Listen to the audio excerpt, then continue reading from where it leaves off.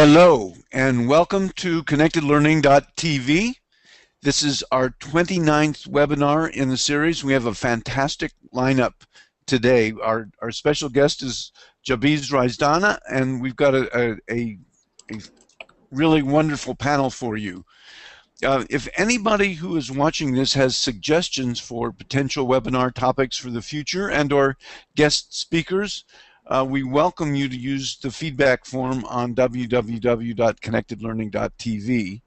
The URL for our public group notes Google Doc for today should be in the live stream chat.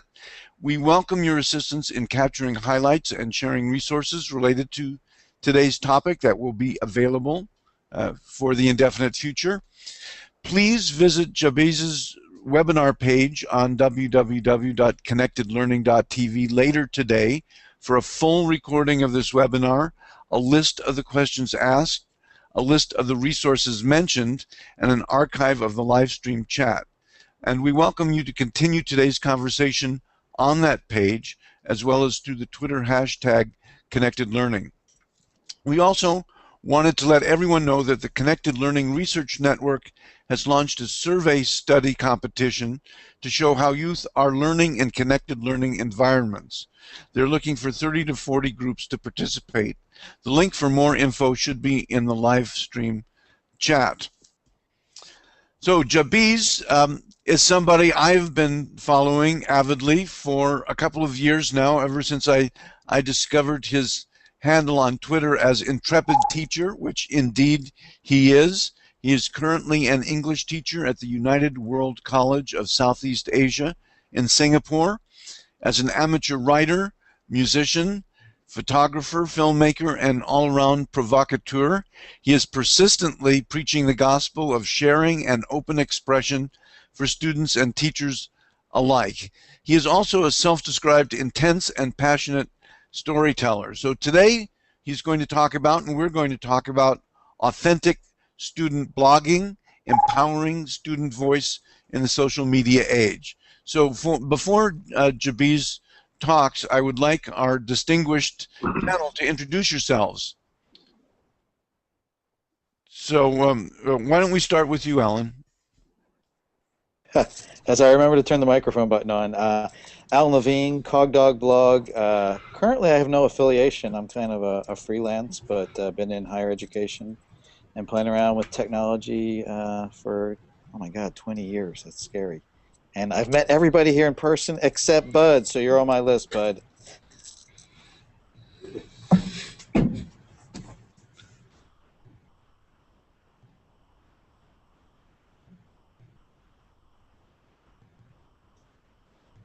Alec, do you want to introduce yourself? Oh, sure, yeah. My name is Alec Kuros. I'm a professor of educational technology and media at the University of Regina in Canada. And have I met everyone here? Maybe. I don't know, Howard I haven't, certainly. I wish I at some point. And I can't remember, Jim, we've met once, I think. But anyway, I'm really looking forward to talking about this. I've had a blog, although I'm not a real regular blogger these days, for many years. But and that's something that I'm certainly continuing to move ahead in during my sabbatical. But I've been a big advocate of blogging, especially among my students, and certainly around owning their own spaces. So I've been very excited to. I'm very excited to be here tonight and talk about the possibilities and see what everyone else is up to. And hi, I'm Bud Hunt. I'm an instructional technology coordinator in Northern Colorado. I used to be a high school English teacher, was blogging with students then, have been blogging with grown-ups and students now, and have helped probably, let's see, kindergartners through college students start blogs and try to maintain them. And really looking forward to this conversation, too. There's a lot of my teachers on this panel, so I'll be listening a lot and taking good notes. How you doing? I'm Jim Groom. I'm the Director of Teaching and Learning Technologies at University of Mary Washington, and I love to blog. I'm a big fan of blogging. I like my blog a lot. Okay, Jabiz, take it away. All right. Let me just start by thanking everyone for joining us. This is honestly, like, I don't know, it feels really weird to have, like Bud said, all my teachers and mentors and people I've been following and admiring for years I just came up with a kind of a wish list and invited you all, and you joined me, and it's pretty fantastic. So thanks for doing that. I don't really have like a formal presentation. I'm doing one of those kind of let's just wing it, and hopefully I know enough about what I'm talking about to have it make sense. As you know, sometimes those things go really well and sometimes they don't. So I really have invited you all here because I'd rather hear what you guys have to say. And I don't know if there's a wisdom in kind of inviting people who are much more talented and intelligent than you are to an event that you're supposed to be kind of showcased in, but that's kind of how the way we're going to roll. But so I guess this year, I've been blogging with students for pretty much my whole career, right? I started probably about 6 or 7 years ago when I was working with Kim Kofino, who works at the International School in Yokohama. And she kind of just came up to me and said, I was at the time making a website at a Dreamweaver where I could host kind of, little poems and pictures and basically blog posts. And she's like, what are you doing? Why are you spending so much time on Dreamweaver? Why don't you just start a blog? And from that day, I've been kind of hooked, and I've really liked this idea of having a space on the internet that I can call my own. And as I've kind of progressed as a blogger and as I've kind of matured and learned to articulate my voice, I can't help as a middle school English teacher to realize that my students need this kind of space. So I've been blogging with students for the last 6 or 7 years with varying degrees of success depending on the school I was working with and the kids I had. So I've worked in Malaysia, in Doha, Jakarta, and now I'm in Singapore. And one of the things that seems to always happen is that what I call the institutionalization of blogs. And so the blogs become just another place for school. And so students are forced to kind of reflect and turn in their homework, and it becomes a very kind of dead space. And so the last couple of years, after the excitement of just saying, okay, here's your blog, now everyone let's share content, I'm realizing that the content matters a lot, and the way the students kind of understand this space matters a lot. So this year, I'm in a new school, I'm working with a new team, and we're taking it a lot easier than we have, and we're not putting a lot of pressure on what these blogs need to be. And we're having some success. And I know we're only 6 weeks into the school year, but I come home every night and kind of open up my reader, and I got anywhere from 15 to 20 blog posts from kids that weren't solicited. I haven't assigned anything yet to kids. I'm not asking them to reflect on anything. They're not posting any homework assignments. We've just kind of said, here's your space. Here's the basics. We've set up readers so they can read each other's. And we're just saying, let's see where this thing goes. And it's been pretty exciting. Coupled with that, we've been kind of experimenting with this idea of the Harkness table. I don't know much about it, so I don't know if we're doing it correctly or not, but it's this idea, I guess it started out of, I don't even know how to say the name of it, Xavier, some prep school in the US. And so it's this idea that the teacher isn't the be-all, know-all, and I'm part of the discussion, so we're building this community face-to-face. We have lots of discussions on a variety of topics. I would say at least once a day, we sit around the table for 10, 15 minutes and just kind of hash out ideas. And a couple of weeks ago, a 7th grader was brilliant. We're just kind of having this conversation about blogs and the difference between a blog and a microblog and Twitter and Facebook and all these different things. And he just kind of said, yeah, the blogs are kind of like our table. It's us being at the table when we're not together. And that kind of aha moment is really kind of stuck out for me. It's this idea that, yeah, it's a discussion area where we open up and share and build community when we're not face-to-face. So that's been fantastic. The other kind of success I've had with the kids is I've exploited their natural ability to and need to share on microblogging sites. I think most teenagers know how to have a Tumblr page, and they know how to reblog photographs that they find, and they know how to update Facebook statuses and things like that. And so we're just kind of working with this idea of, okay, why are you sharing those things? And no offense, Jim, but that animated GIF is fantastic. Why did you choose that animated GIF to reblog? So the idea of the blog becomes a place where they're building a more professional identity, and I'm kind of working with this image of the playground in the classroom. So the playground is where they are on Tumblr and Facebook and Twitter, and they're kind of unstructured and taking risks and doing things that they do, as teenagers do. Excuse me.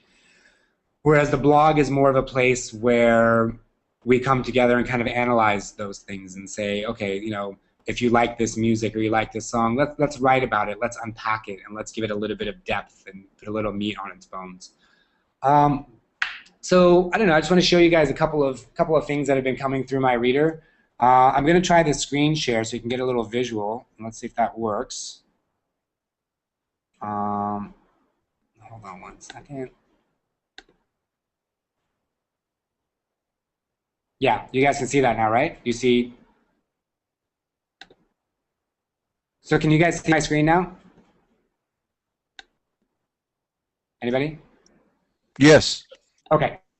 So Yeah. this blog started off a couple days ago. It was funny. This kid Nick started this post and he called it Mr. Eraserhead, and he took this funny picture. I don't know when he took it about this eraser, and it was kind of funny and it was cute, and I thought it was interesting. So I left him a comment and said, hey, you know, like Mr. Eraserhead seems very forlorn, and he seems like he has a story to tell. So maybe you can start thinking about telling the story of Mr. Eraserhead.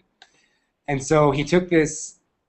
The very next day, he took this idea that he thought was being silly and being a joke, and him and his friends started creating the Eraser family.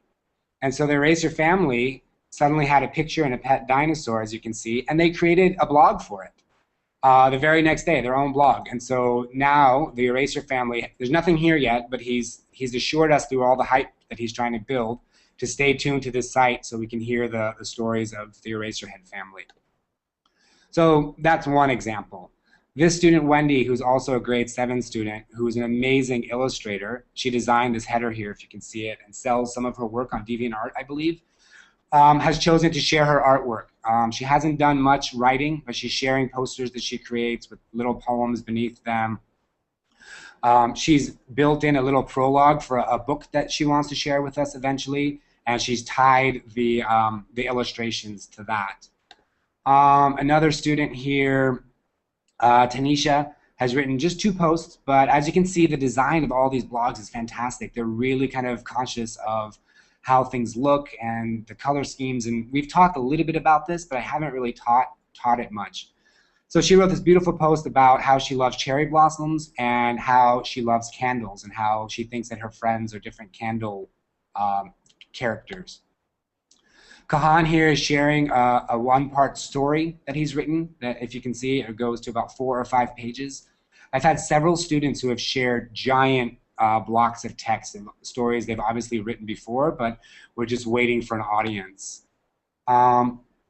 This one today actually wasn't in my class. This is a student from another class, but I noticed that he had commented on a blog from one of my students, so I followed the link back and found him basically trying to answer the meaning of life. And he's talking about philosophy and the Hitchhiker's Guide to the Galaxy.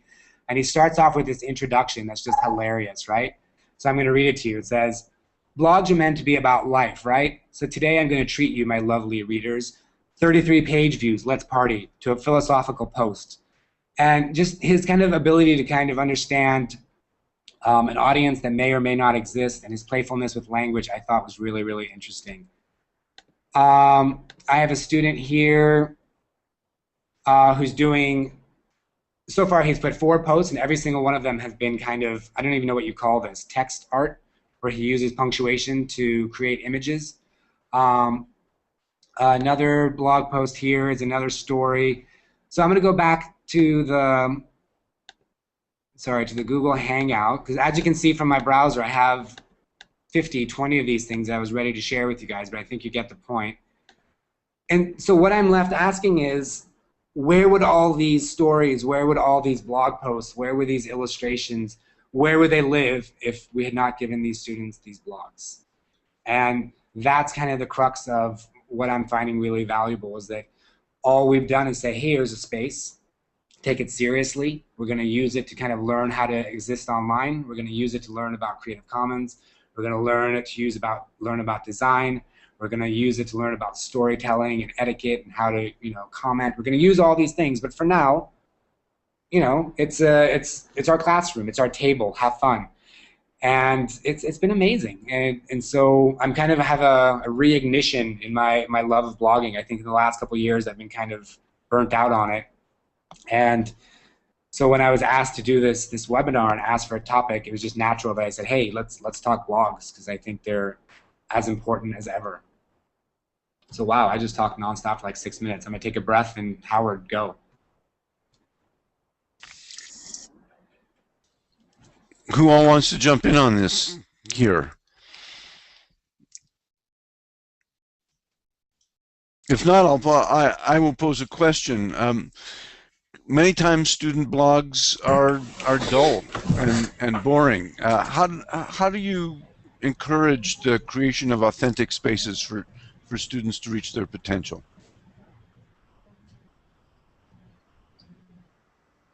I mean, I don't know. I'll jump in here. I'm not sure. I think the authentic space is part of what people are working through. And what I really like about the example Jabiz showed, and what really excites me about, like, students making Eraserhead narratives, or, building on a kind of a vision of how you create art with punctuation, is the idea that there is this space that they can work through this stuff. And I found this, and this is high school bloggers, and I think if I had K through 12ers in classes like yours, Jabiz, stuff I see now in college would be, I think, that much richer. For example, we're reading and watching Miller's Crossing and reading a book called Red Harvest by Dashiell Hammett and looking at the relationships.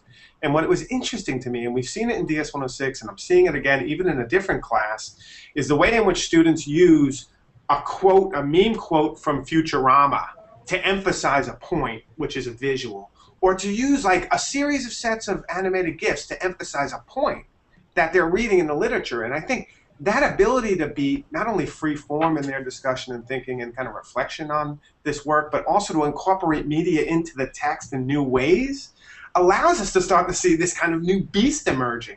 And writing, rather than being irrelevant on the web, has become that much richer in some ways. And so, like you're seeing with your students, I love the approach to kind of let them be free and explore this space, and then also to kind of just see what happens as a result of it. And more, that kind of hands-off approach where it's expected but it's not dictated is really kind of, I think it's quite rich. So I really like what you're doing there. Yeah, I agree that it's really rich. I think one of the hardest things that I've had to face as a teacher and as a teacher of teachers is, how do you create that space? I like the way you described it, of expected but not dictated, because so often blogs come into a classroom as a container to be filled rather than a place to play in. So I'd be interested in hearing more about how you create those environments of play rather than those environments of expectation or dictation. And I want to add a little. Oh, sorry. Go ahead, Alan.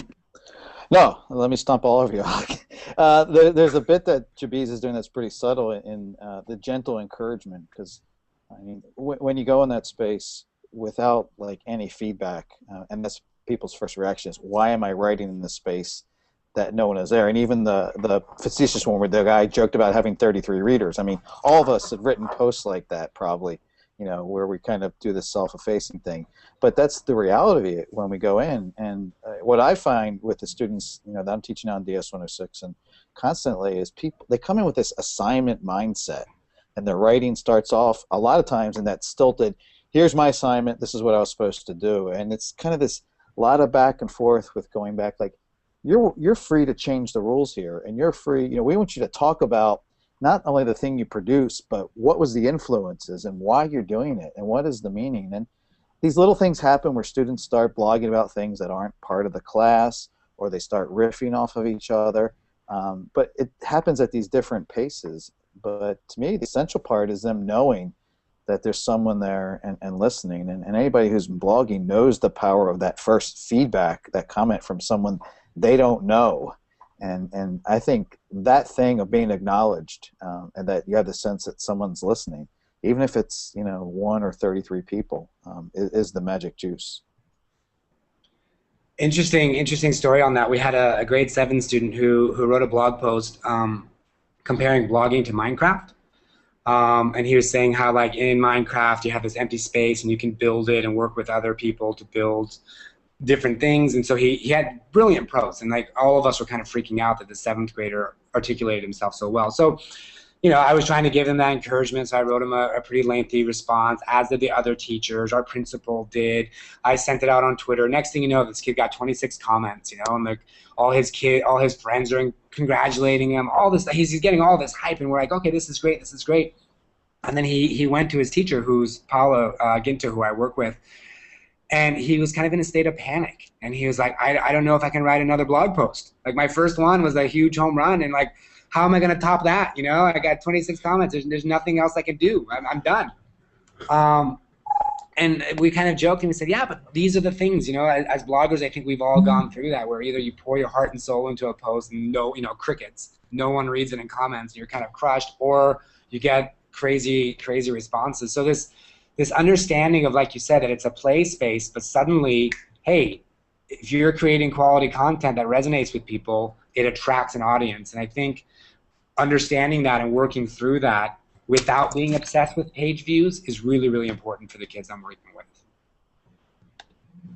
I just want to comment a little bit on the sort of the idea of authentic space, because I think school in its natural state, I think, is actually quite unnatural in many ways. That this is somewhat of a reclamation of that space. I mean, if you look at even the idea of Mr. Eraserhead, that student knew well enough that Mr. Eraserhead couldn't thrive in its space within that blog. It had to actually leave into its own space. And I think in some ways that's a great metaphor for kind of students telling their stories, that you can't live in that particular space. You actually have to create a new space for that Mr. Eraserhead, for it to thrive and have a family and that sort of thing. But really, when we try to do authenticity in school, to be authentic, we have to think that there's a layer of inauthenticity underneath all of that, that it's really a condition of 21st or 20th century schooling, that we write for a teacher, that there are power structures within that.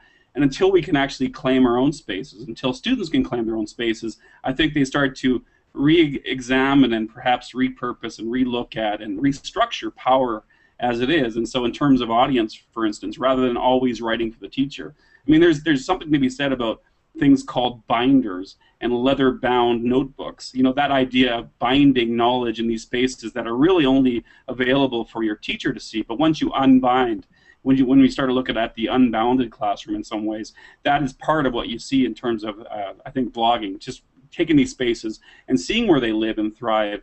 And that's very different than, I think, the classroom experience. So I think authentic in classrooms as they exist today is really on a layer of inauthenticity. And so once we start to move into these spaces, we start to really examine what authentic means. There's certainly a difference between blogging for the teacher and blogging for the world. Jabiz, do you get responses from people around the world to your students' blogs, and how do you control that? How do you protect that, or does it need to be protected? Right now, it's still really early, and we kind of joke around that we have this like tender little shoot, and it's growing really well, and we just want to make sure that we don't, overwater it and get it out of the sun. And we're very cognizant of not, bringing in ideas like portfolios and structure. We're leaving them to these spaces. And the kind of example I kind of sell to the kids is, the first and foremost people that are going to read this blog are the 22 people in our class, right? We're a writing class, and we focus on writing, and so we're building this community of 22 people. And those are the people who are subscribed to your blog. They're the ones that are hopefully reading it regularly. If occasionally someone from outside of the loop comes into our 22, then it's fine. Like I said, there's some cross-pollination happening between the classes. And I try to do like a roundup email or a blog post every couple of days, like here's some great stuff that people are doing to do that cross-pollination. But I don't know, I think now, like especially with what happened with the student who had kind of a panic attack, I'm a little bit more wary of kind of sending this stuff out on Twitter until I kind of feel that the particular student can handle it, so they don't suddenly get that influx. But something I just want them to understand, that if you create great content, it's going to get attention. And I'm hoping that they can understand that attention is better than, or it's more than just, hey, great post, or I love it, or you're so good, and just get that kind of authentic connection to like-minded people. So kind of rambled away from the question, but no, I don't know. We're not protecting it completely. We'd like it to be open. Like, I don't believe in comment moderation and things like that.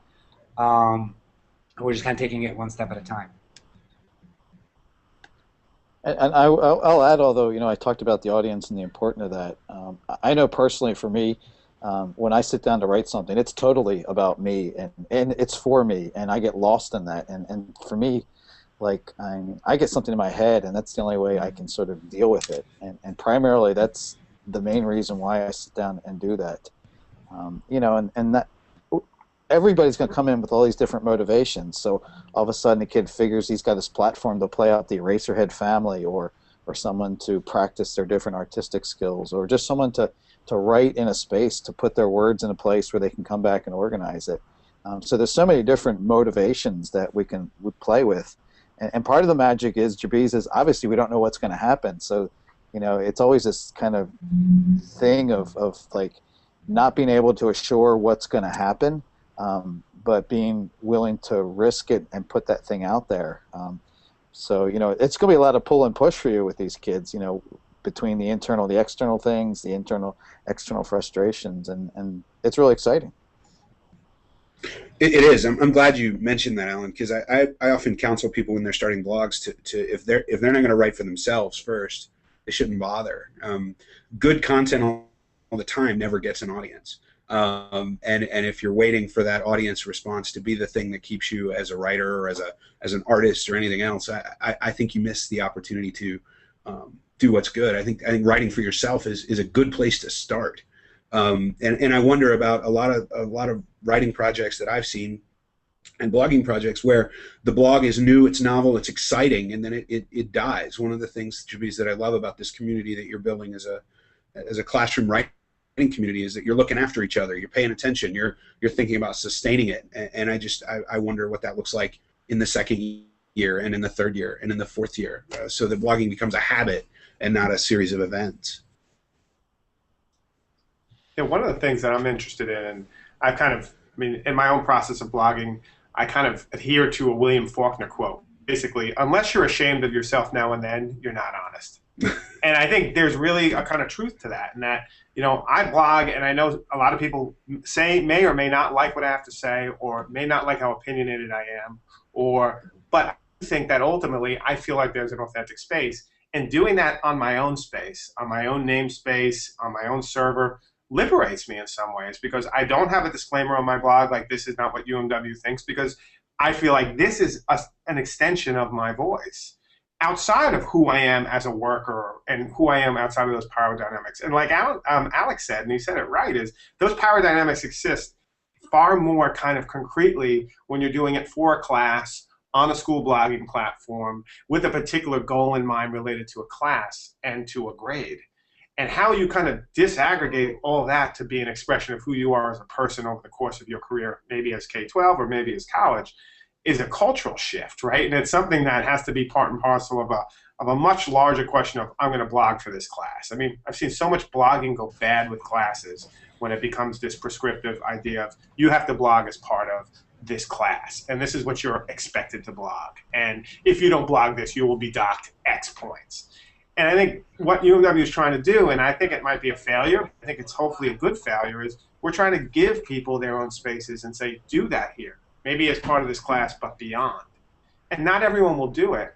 But then we could say, well, then you don't have to do it on this space. Map your domain to Tumblr or to Blogger. Or take that space, but understand the idea of managing and controlling and maintaining data in the 21st century, but also what that relates to voice. Because the data is interesting only as far as it's the articulated nuance of someone screaming out into the void. And so I'm very much kind of trying to balance those two. And as a school, I mean, we've failed as much as we've succeeded. And Alan came here, he said that, you know, not nearly as many people are blogging as should be.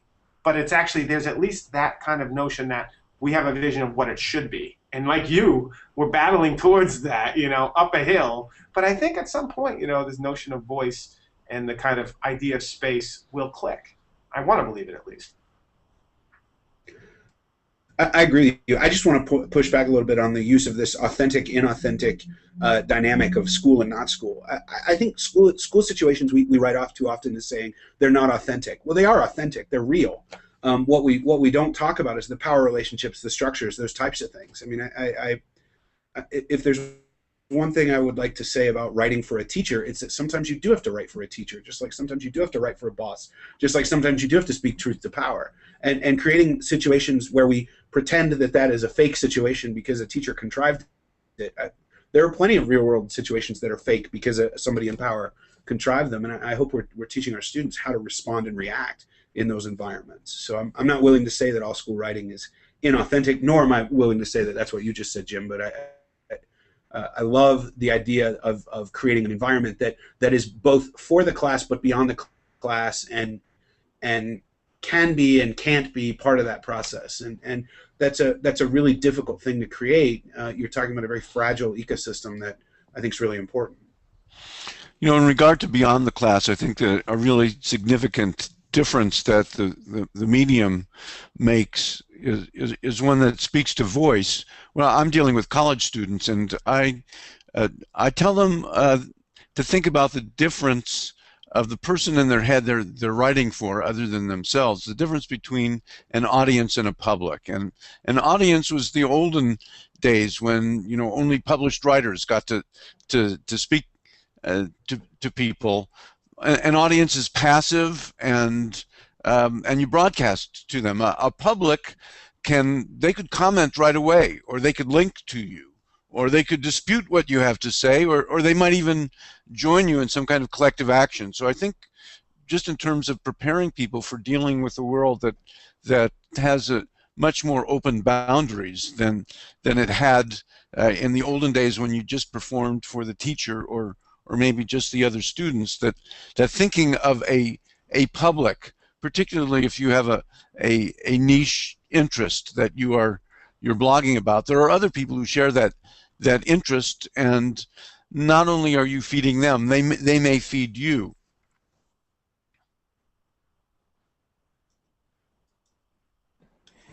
Yeah, one of the things that we're having conversations about in our English department with some of the teachers that are new to blogging and their understanding of how it works is this idea of kind of segueing what Howard just said about the perfected writing, right? Published writing. And should a blog just be that kind of traditional broadcasting of ideas that are well written, articulated to an audience? And it acts as more of a showcase space. And so a lot of the teachers are thinking, okay, these blogs sound like a great idea for our students to kind of showcase their quote unquote perfected writing. So the pushback we're kind of giving is that, especially for middle school, like our kids aren't perfected writers. I have some that are brilliant, but they're working through it, right? They're still in the process where they are writing for themselves, and they still need to learn how to play with language and do all those things that is going to get them to that stage of perfected writing. So I'm curious what you guys think about this idea of sharing content or material or thoughts or whatever that aren't necessarily what we would call traditionally publishable, right? They're not perfected, they're not done. And having a blog space, like what do you guys think are some of the advantages of having a space that lets you work through your writing and sharing that?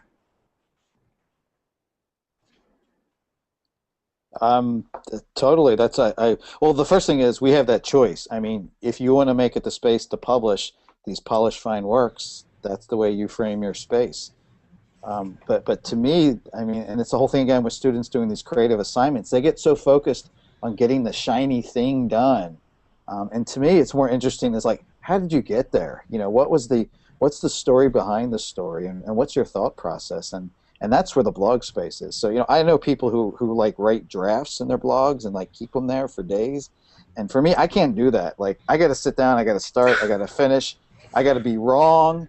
I like to go back and correct myself. You know, for me, and it's just the way I like to go about it, I think it's valuable to be wrong in public because, I mean, somewhere we have to take down this Facebook sheen that we have to be these perfect entities.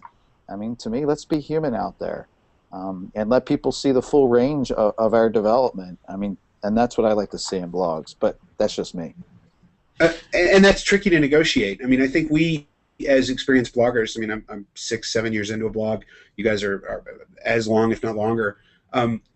When you have a totality of work that is much bigger than one or two posts, making that decision on a day-to-day basis is much less high stakes than when you have one post that was a fully fleshed out idea and one that was just a hunch. So it's difficult to help students navigate this notion of a writing public or a public audience or taking notes and learning in public when you know your percentage of posts at 1, 2, 3, 4 months of blogging can be so light. But I agree. The way you frame your spaces is important. There's a question in the chat about whether it makes more sense in a classroom to have a a central blog that everybody writes to versus individual blogs.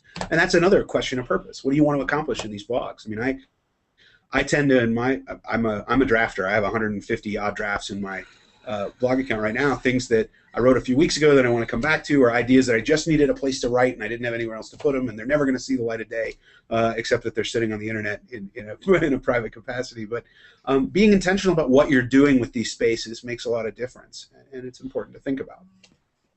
I think one of the other ideas that I do believe is important is in all of this is how vulnerable you want to be and how vulnerable you can be, I guess. I mean, any of us here can say just about anything we want and non-formed ideas, and we have already engaged in a community that allows us to develop and allows us to take risks and so on. But that may not be the same for a 16-year-old female who's bullied at school or whatever else. So I think that really makes a big difference in terms of what your power structure is, what's behind you, how vulnerable you can be, how vulnerable the outside world lets you be.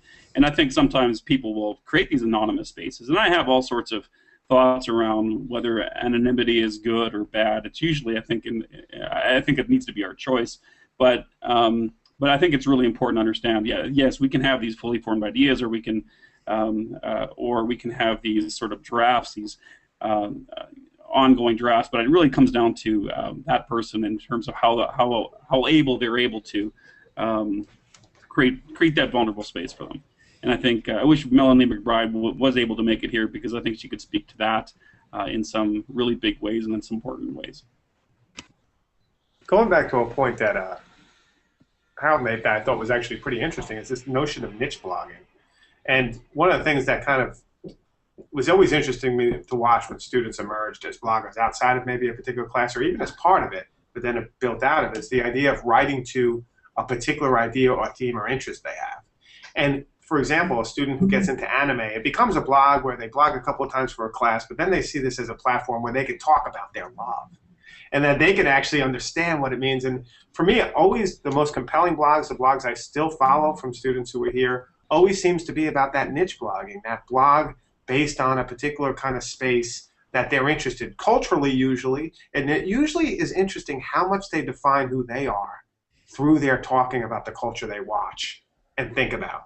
And it's funny how much you learn about someone. It's like, that title of the great book, What We Talk About When We Talk About Love.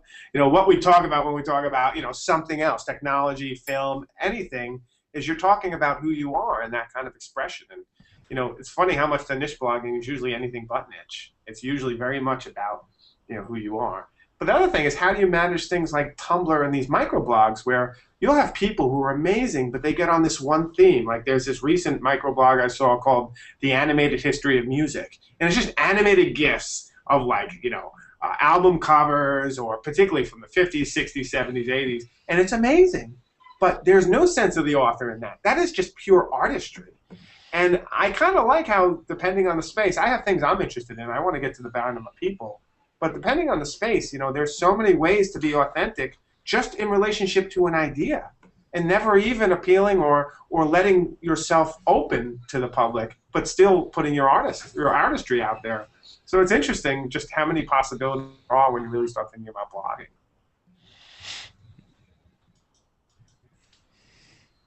Well, I remember when I first started dealing with blogs and students, Will Richardson's book was very useful to me, and he talked about connective writing, about asking students to put 2 links in a blog post and talk about what the context it is that connects them. So for the older students, for the college students that I teach, I started parsing out the different kinds of ways that you could blog and ask them to do a reflective blog post in which they imagine nobody is listening and they're thinking out loud, and then to do a blog post in which they are linking to something and they're trying to sell that link. They're trying to convince other people why they might want to go to that link, and then connect 2 links, do the connective writing that Will Richardson talks about, and then to do something critical, to find something online that they want to criticize, not necessarily attack, but write something critical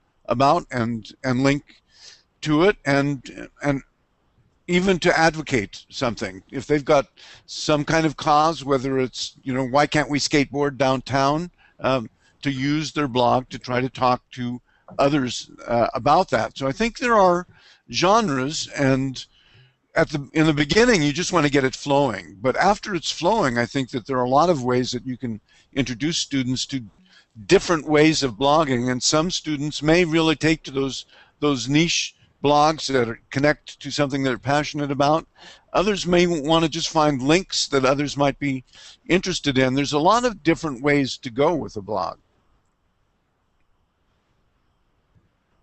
There are a lot of times that I see really interesting blogs that are just containers for offline writing. I mean, that's not to say that it's bad writing. It's very good writing, but they wanted a place to put it in so that other folks could get to it, so that grandma could see it, or so that they could sometimes fulfill an assignment requirement. But blogs get so interesting to talk about because you're dealing with the container, the software, but you're also dealing with what you can put into that software. And I've not run out of ways yet to play with that space, and it continues to be a fun playground.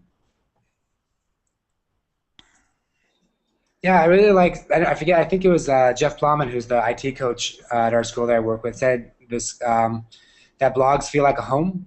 And I think that goes back to kind of the whole domain of your own, right? Where we spend a lot of time visiting other places online, and we go, even Facebook and Twitter, those are places that we hang out and we go, and literally like Google Hangout, these are places that we visit. But the blog is a place that you decorate, and it's home. It's the place you invite others to come. So whether it's like you're saying, it's a niche home, it's a place that hey, come check out my anime collection, or here's my record collection, or here's what I think about animated GIFs. It's still a place that we take ownership. And I think for my students being so young, I'm hoping that's going to be an empowering experience for them, because so often that they don't really have, they've never had a home before, literally. They've never had a place where they live. They live in their parents' house. And so here's this idea that I can go online, I can carve this out to be my space. And that's why I think, like Bud is saying, that I still find blogs is so kind of malleable and flexible and open, because it allows for so many different opportunities. That's great, because one of my one of my students at Smith used the same metaphor, because we had them construct. They installed WordPress on their own, and she said, like, when I move into an apartment, like, I don't build the frames and the structure of the building, but I get into my room and I get to figure out how I want it to look and how I want it to shape, and I push the furniture around, and I think that space metaphor, it's interesting when students come to it on their own recognition. And I think it's an important part of figuring out what it means to write in public and to be online, because so often at school, and I unfortunately facilitate this process in my day job. We create these tract homes for students that they abandon 9 weeks later. Blogging is a unit, and so in 7th grade they make a home, and in 8th grade they make a home. It was never their home; it was a house that they just had to sleep in for a while until the teacher told them they could leave. I could take that further, but I don't think I will. I just want to jump in there because that tract home metaphor is awesome. I'll be reusing that. But the question, and this is something we've dealt with for, 7 years now, 6 years at UMW. We've have all of these distributed spaces, course blogs, group blogs, syndicated blogs, individual blogs, and many of them kind of look like Second Life, right? They're like, the tumbleweeds are going through. And we love that because we want to put those in we want to put them somewhere. We want to archive them. But we also want to start thinking about what would it mean for a school, whether it be K-12 or higher ed, to actually, and we've talked about this as we were getting online today, is to give spaces to each student, a web host and a kind of domain, and make it their space. And, I think you're right, but the pushback on the inauthentic, authentic thing, because it could become dichotomous really quick. And I don't think that's the point, but maybe the point is, if you graft blogging onto something rather than make it part of the medium which it's born out of, it always seems like an add-on. And I wonder if, like, making that curriculum, not only giving them a domain and a web host, but building a curriculum with a series of classes, writing, physics, biology, theater, where they can express themselves across the curriculum. And maybe that genre writing, which is, I love that you brought up, is kind of moving into maybe also disciplinary writing and disciplinary ways of kind of framing that. Like, we want this to be their scholarly space. We want them to take ownership of it. And ideally, it would also become this personal space too, and that blurring would maybe be where I would think, maybe not authentic or inauthentic, but you see that the students maybe understand that this is not just a tract house that they're abandoning after physics is over. And that's hard. And we're going to fail more than we succeed in that. But I think that's the kind of the balance we're going for, is allow people to understand that this is a space that they can manage their digital identity, both as students and as persons, and I don't think the two are separate. I don't want to make those distinctions, but, it's interesting. And, I don't know if I'm excited by it because I think it's probably going to fail, but it's got to fail for it to make sense moving forward. But it will succeed. I mean, it will bear fruit in a lot of situations. I think that when you treat infrastructure as invitation rather than as obligation or assignment, I think you really start to talk about an institution of learning or a school district or a classroom. Well, it has to be bigger than one classroom. That is about habits of mind over considerable periods of time. It is about digital responsibility over considerable periods of time. And I think that's a more valuable lesson long term than we made 3 blog posts this quarter and I got 30 points each. And sometimes the payoff comes like after the class or after the experience, And I had a student last spring in my first class at UMW. He was kind of the sleeper. I mean, he kind of did his assignments. They weren't great. They weren't bad. Did all his work. He got an internship in New York, and they asked him if he knew anything about the web, and he started talking about his ability to be able to work in WordPress to create sites. Let me show you what I've done, and basically, I mean, he got offered a job, but all of a sudden he had this thing he could leverage from his experience of doing this creative work in DS 106 that just came naturally to him to say, I can do this, and I can show you that I can actually do more than you thought I could do coming in. And I live for those moments, and quite often, I mean, anybody who's taught realizes that some of the stuff that happens, the impact happens like years later, and sometimes you find out about it, and sometimes you don't. In the chat, Lisa Lane raises a question that's kind of a conflict, which is this whole notion of creating an authentic personal space where you can be you. She says, I'm not sure how many would want a personal space that later employers would see. So there's the idea of really learning to live in this public space that the web affords. And then there's also the issue of digital footprint. How do you deal with that with your students, Jabiz?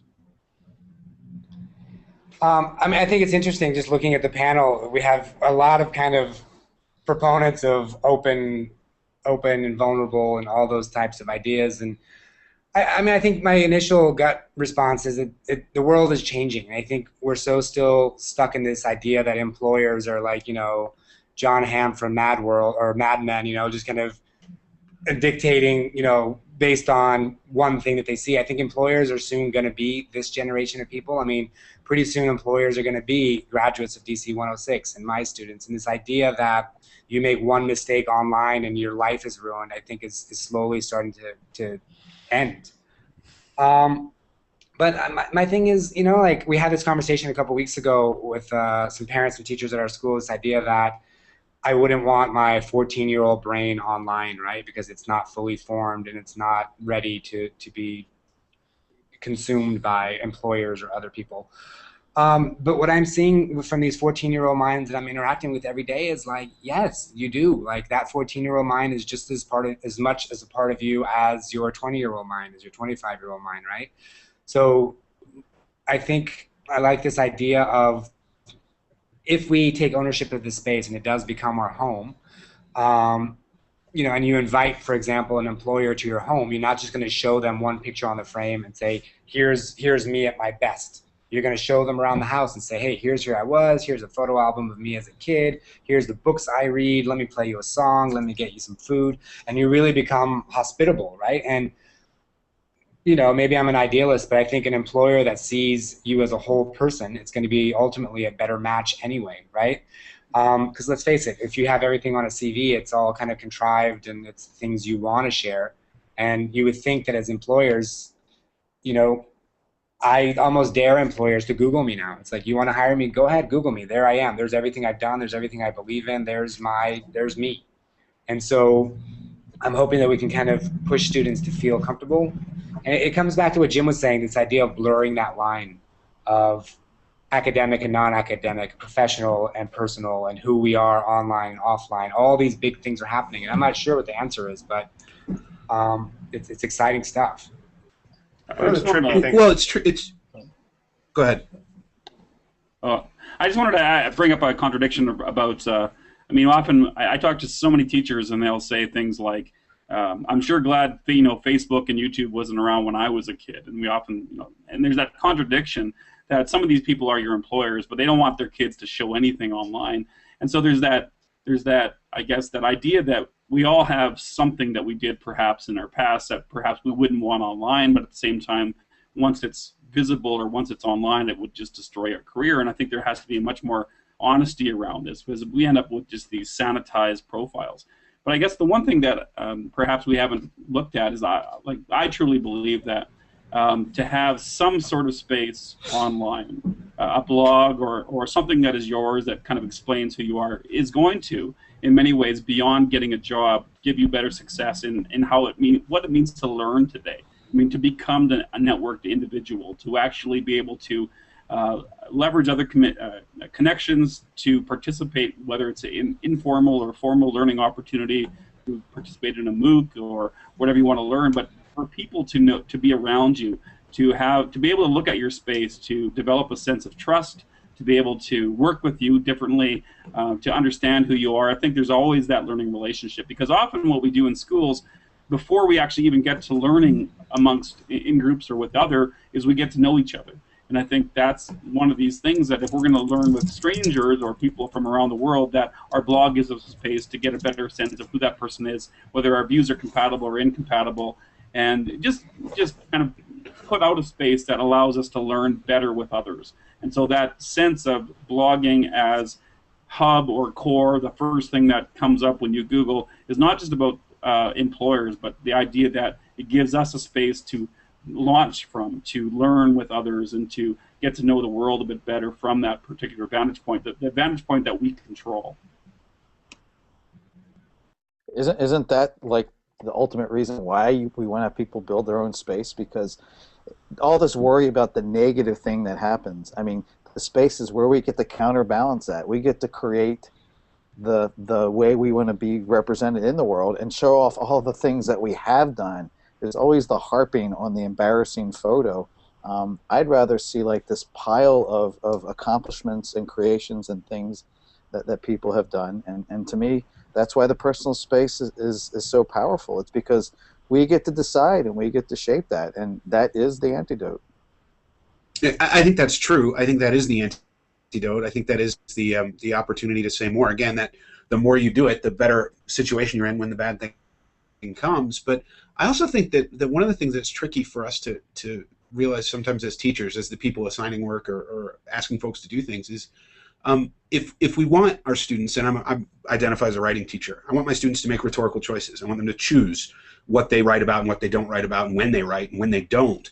Sometimes we have to let that choice be to not participate in online public spaces, or to not build the website, or to not redesign the apartment. And folks have legitimate reasons for that. And how we navigate that in a school environment where we're forcing the choice sometimes is messy and difficult. And I wish that it were easier. And it keeps me up at night sometimes. Yeah, I keep hearing Melanie's voice in the back of my head with her questions, right? I think we all come from a state of obvious privilege, and like Alex said earlier, we've built careers where we can take risks and say these things. But if you are a 16-year-old girl who's been bullied, or someone from socioeconomically depressed areas, I mean, there's all these different things, and to take those things into consideration, I think, is definitely important. And I don't know what the answer is. I'm curious to hear what you guys think. And as a father, I'm sorry, I just want to say, and as a father of 3 daughters, I don't want it to be that because my daughters are women, they don't have that place of power. So it's a very complicated question. Sometimes white men don't want to do things either, and they have legitimate reasons that aren't about power.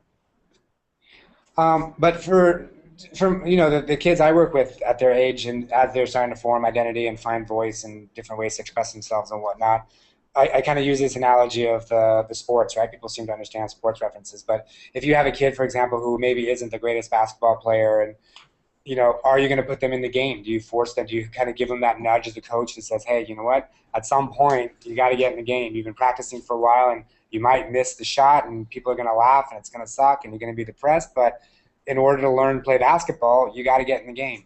And so where is it where you're pushing just enough to get people kind of into it, and where is it where you're pushing to the point where you're kind of being not abusive, but you're putting them in a situation that's just not comfortable? And finding that balance, I think, was what Buddy's talking about, and I don't know the answer to that. One of the things I've seen, I mean, I started blogging as a daddy blogger, so I was a blog father, right? I started to get all those pictures up of my kids and videos, and I was into it, you know? And I started, and I was like, screw that, I gotta blog about me, right?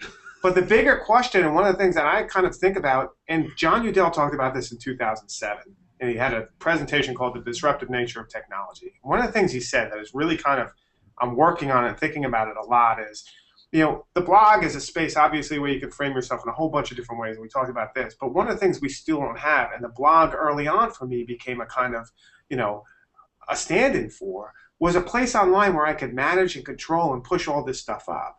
So if I was in preschool or K-12 or, you know, third grade, and I wanted to get this thing I made, but I didn't want it online, but I wanted it to live somewhere in the cloud that I controlled. You know, in some ways, like or my dental records or my police records, I want to keep them private. I actually don't want to share them out. But this space where you own all this stuff, but then you decide through that control panel what goes where. And that kind of think about questions of power and relationships will get really complicated really quick. But this idea that we still don't have an infrastructure globally, both as, you know, nations and as states, where we can actually control a lot of that data, which is crucial to us. And so I wonder how much blogging has kind of, in many ways, laid the foundations for privacy public. We can talk about that and their need to, but also just to own some basic data like our electric bill, like the things that we use, so we can have data that we can actually trace our life in crazy ways, like how much do we use the phone? You know, how much electricity do we use? You know, what's our police record like today? Like just basic stuff that I think is kind of part of blogging, but very different. It's kind of a larger kind of global identity management that blogging for me, if I look for a metaphor for that, it comes out of the blog. And thinking of students, like it doesn't all have to be public, but you manage and control your stuff. That maybe you'll make it public when you're 25. And you're like, this is this awesome thing I did in 5th grade, but I was too embarrassed to show it. But now it's awesome. Would be an interesting kind of frame for blogging beyond the blog, kind of like a management system for you.